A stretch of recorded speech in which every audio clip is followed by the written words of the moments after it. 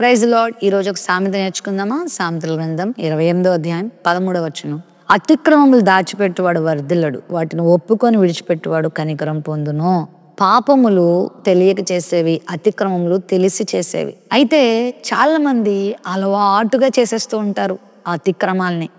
ఇది చేస్తే ఇది నాకు నష్టం కదా, నాకు ఇదివరకు అది ఎంతో బాధను కలిగించింది కదా, నాకు ఎంతో దేవుడి నుండి దూరం చేసింది కదా, నేను ఎంతో నష్టపోయాను కదా అని అనుకోరు. మరలా మరలా మరలా కుక్క తన వాంతికి తిరిగినట్లుగా చేసిందే పొరపాటు చేస్తూ ఉంటారు.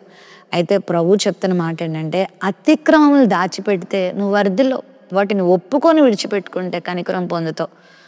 అతిక్రమములు చేసి చాలామంది నటిస్తూ ఉంటారు, వేషధారం చూపిస్తూ ఉంటారు. నేనేం తప్పు చేయలేదు, నేనేం పాపం చేయలేదు, నేనే దోషం చేయలేదని మరి నటిస్తూ మెప్పించడానికి, వాళ్ళ పాపాన్ని కప్పుకోవడానికి ప్రయత్నం చేస్తారు. అలాంటి వాళ్ళు అతి త్వరలో ఘోరమైన దెబ్బతింటారు. ప్రభు అన్నాడు, ఒప్పేసుకో, సరి చేసుకో.